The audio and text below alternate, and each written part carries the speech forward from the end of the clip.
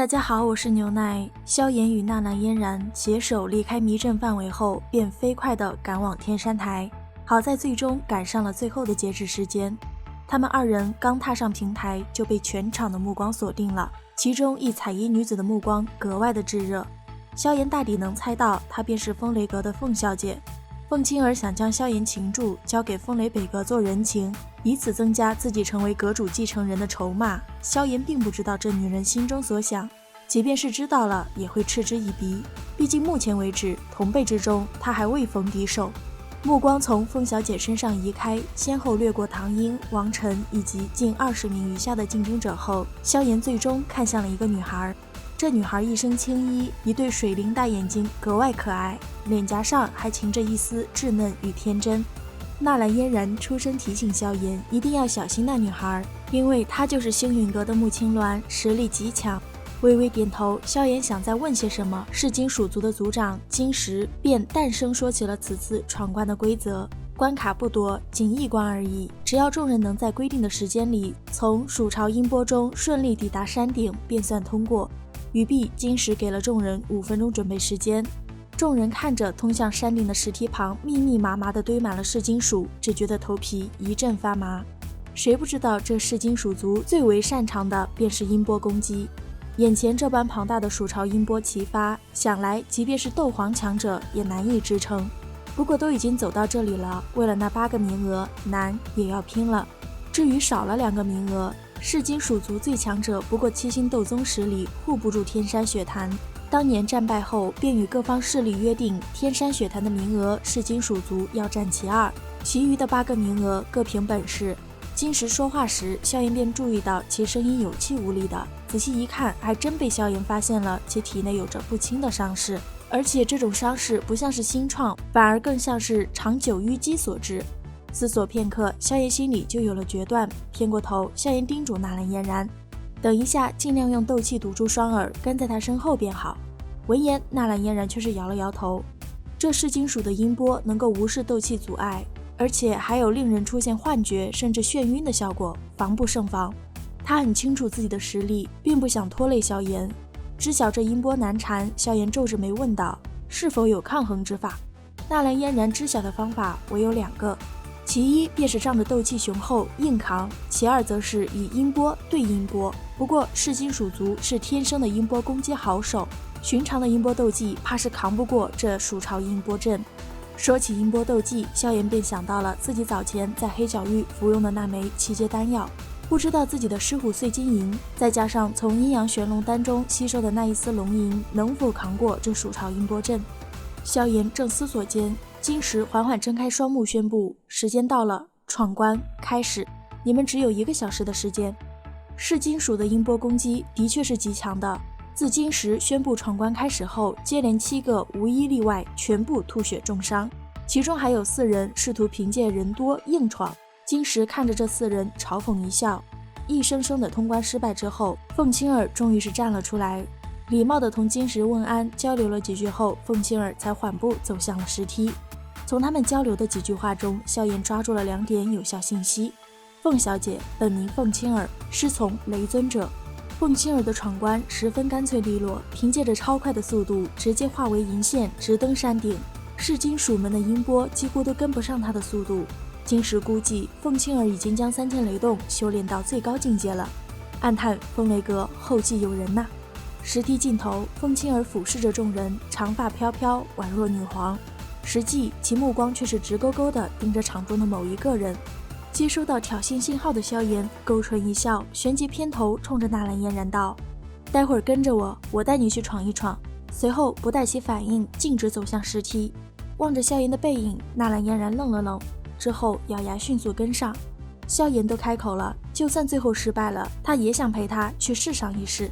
未等萧炎2人走至平台前方，唐英已经从人群中走出，给金石行过礼之后，唐英拍了拍背后蔚蓝色的大剑，随后就给众人表演了一番御剑飞行。蔚蓝色剑影如同流星般直冲山顶，面对音波攻击，脚下大剑剑气暴涌，旋即化为剑帘，将唐英尽数包裹。最终唐英也成功登顶。王晨见此情况按捺不住了，一个闪身抢在萧炎之前走出人群。回首冲着萧炎挑衅勾唇，之后才准备闯关。王晨闯关就是全靠蛮力了，将自己裹成黑球，健步如飞，一掠便是10几丈的距离。王晨成功登顶之后，萧炎并未着急出现，反而是将目光一转，看向了小女孩先前所在。果不其然，穆青鸾缓步走出了人群。穆青鸾冲着金石行礼时，金石方才真心实意地缓缓一笑。旋即表示，穆青鸾的家族让其拜风尊者为师，真是个不错的决定。风尊者，他居然是风尊者的弟子，那风尊者应该也是幸运阁的人吧？萧炎狂喜，若是能够见到药老那生死至交，他在中州将不再是孤身一人了。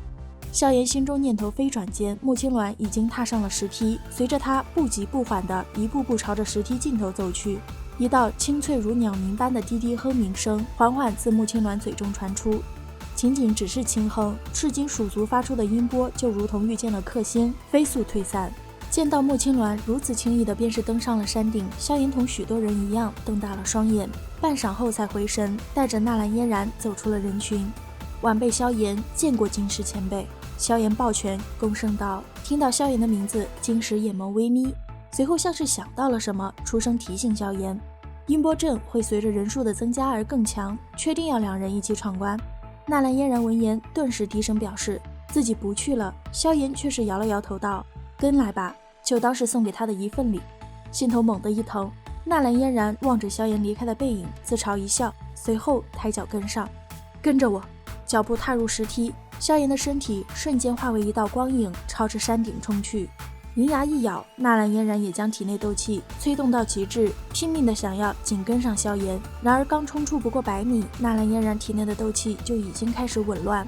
望着前方不远处萧炎的背影，纳兰嫣然强忍着那股钻心的灵魂疼痛，不断的告诉自己再坚持一下，再坚持一下。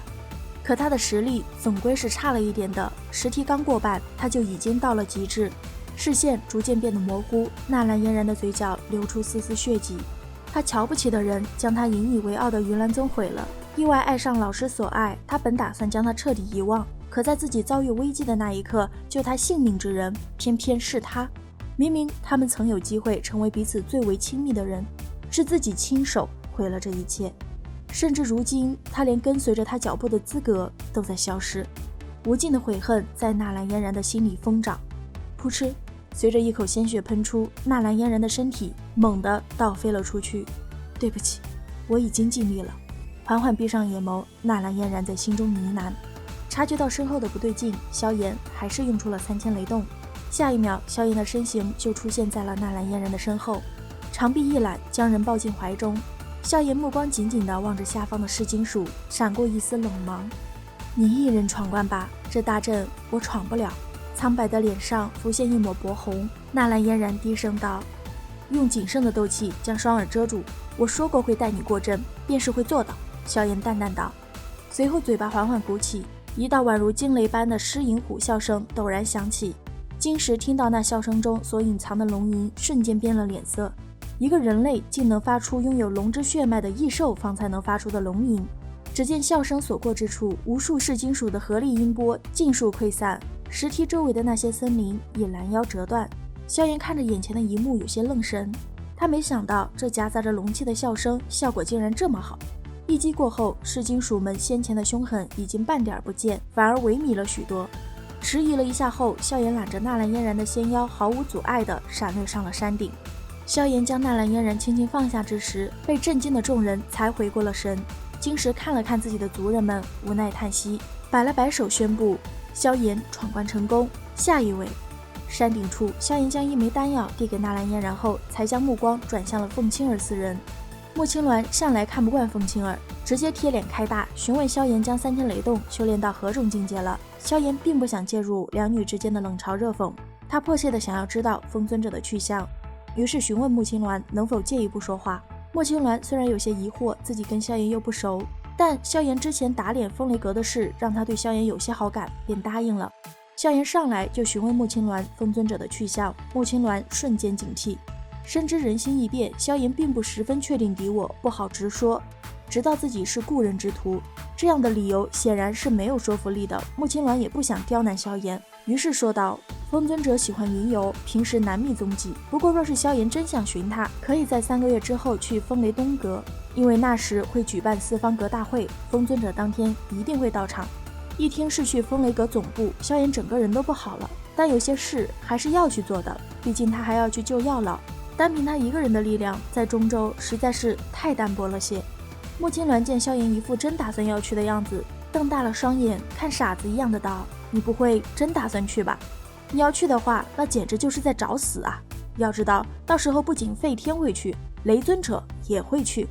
如果可以，萧炎也不想啊，可药老和父亲都还等着他呢。”见到萧炎坚持，穆青鸾便没有再多说，只提醒了一下萧炎，尽量多小心一些凤青儿与王晨，就回到了石台。